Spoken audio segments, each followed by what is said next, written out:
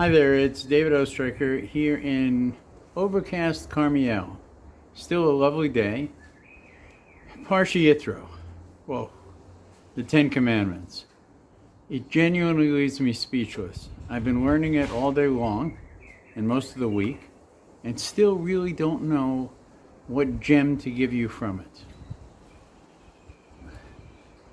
It seems to me that one of the lessons from the Aseres Adibros, the 10 statements, the tablets, Har Sinai, Moshe Rabbeinu, and the people, is the remarkable mix of ethereal and heavenly descriptions going on, and the very much down-to-earth nature of not only the instructions, but the pathway to how it gets carried out.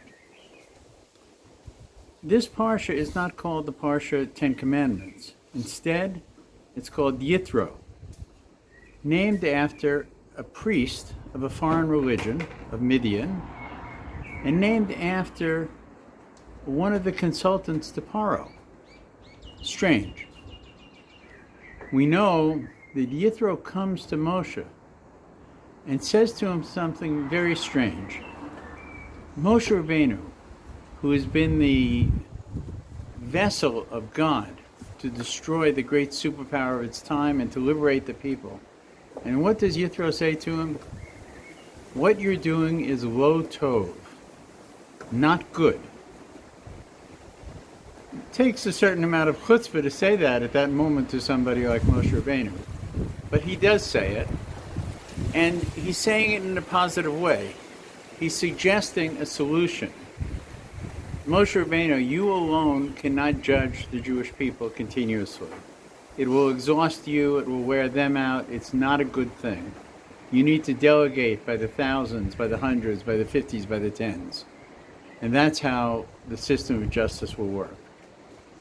Now this is an expression, lo tov, that's interesting, because it only appears one other place in the Torah, in the creation story. Lo tov, it is not good for a man to be alone, in reference to the relationship between Adam and Chava, Adam and Eve. So it seems in life we shouldn't be alone, and in leadership we shouldn't be alone. A very pragmatic lesson. Further, after the giving of the 10 Commandments, which seem to be divided in two sections, the first 5 about duties to God, and the last 5 really civil requirements that have parallels to each other. With the exception, of course, of the 5th one, honor your mother and father, which seems to be in the wrong portion. It's in the godly portion. But we understand from Chazal that this is an example of how we should behave and the benefits of such behavior, both to God and to parents, to respect. Finally, at the end of the 10 Commandments, is given a very curious set of instructions. God tells us how we are to act in the process of making these things succeed. He gives 3 instructions. Number 1, he says, don't use silver and gold to make idols that you think are like me. It won't work. Any attempt to do it diminishes who I am. Number 2, when you build an altar to me, especially the final altar that you will build for me in the place I choose, meaning Yerushalayim and the Temple Mount, you will build it of stones, but do not break those stones with steel. Steel is an element of violence. Don't use violence connected to me. It's not intended to be.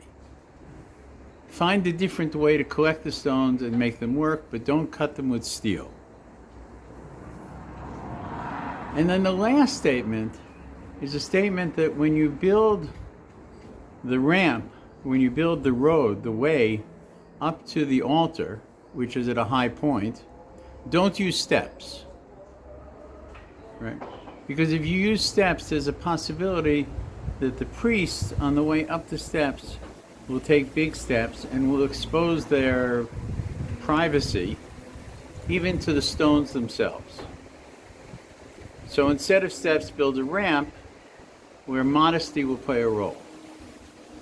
So avoid idolatry, avoid extreme violence like murder, etc., right? And modesty is key. And these ideas predominate the lessons of the Ten Commandments.